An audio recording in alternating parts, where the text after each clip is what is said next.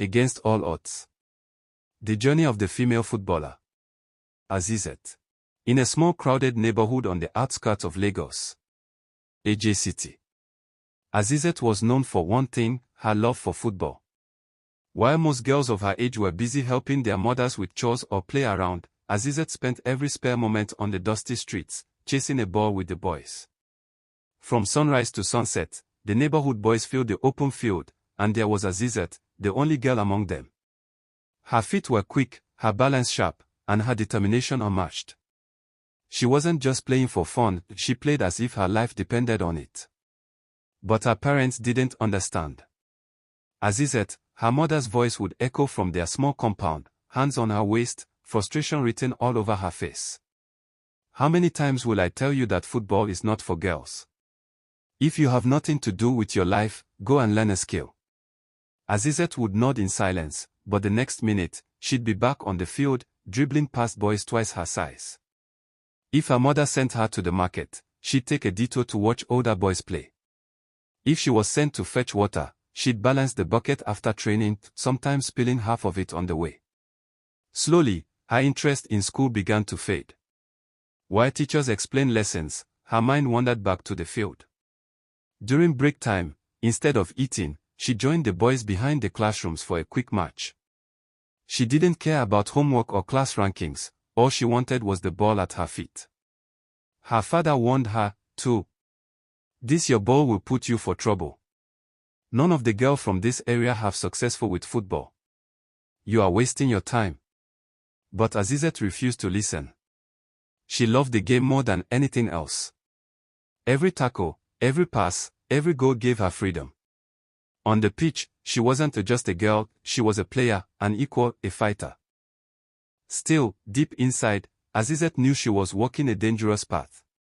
She was neglecting her books, disobeying her parents, and chasing a dream no one believed in but her. And yet, she couldn't stop. Because for Azeezat, football wasn't just a game. It was her escape, her hope, her future. Months passed, and Azeezat's obsession with football only grew deeper.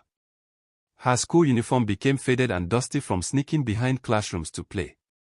Teachers complained about her dropping grades, but she didn't care.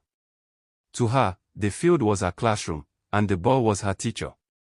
One hot Saturday afternoon, the boys gathered at the community field for a local street tournament. Azeezat wasn't invited, the boys said it was men's football, but she showed up anyway, with her boot on her hand and determined. Azeezat, go sit down, one of them shouted. This is a men's game. She ignored them. When one team lacked a player, she volunteered to join. At first, the boys laughed, but once the whistle blew, laughter turned to shock. Azeezat dribbled with the ball, weaving through defenders like a breeze through tall grass. She scored 2 goals, leading her team to victory. That match changed everything. Among the spectators was Coach Daniel, a youth trainer from a small Lagos football academy. After the match, he walked up to her, smiling. You have magic on your legs, he said softly. But magic, this is not enough. You need discipline, training, and school. Azeezat's heart raced. Someone finally saw her talent.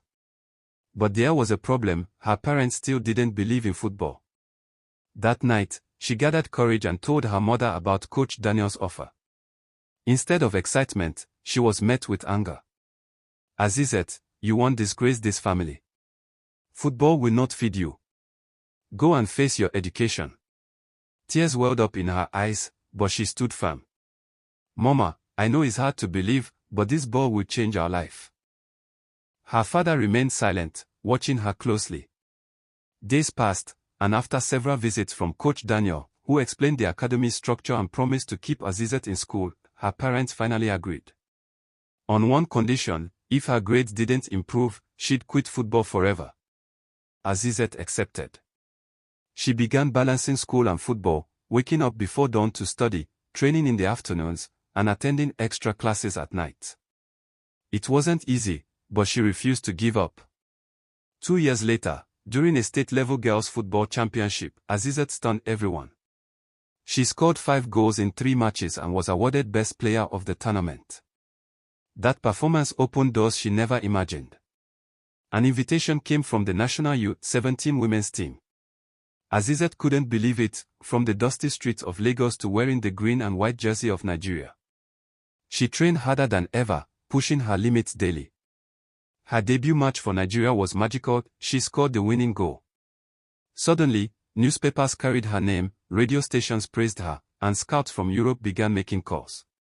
At 19, Azeezat signed her first professional contract with a Spanish women's club. The girl who once played barefoot now laced up designer boots and walked into stadiums filled with roaring fans. But even as success came, she never forgot her roots.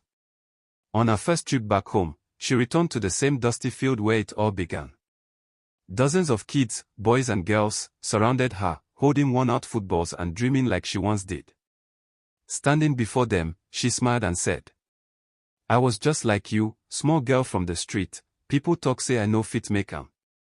But dreams no dey no background. If you work hard, if you believe, the world go hear your name one day." She launched the Azeezat Football Academy, giving scholarships and training to young girls from underprivileged homes. Her story became a beacon of hope, proving to the world that when passion meets discipline, dreams become reality.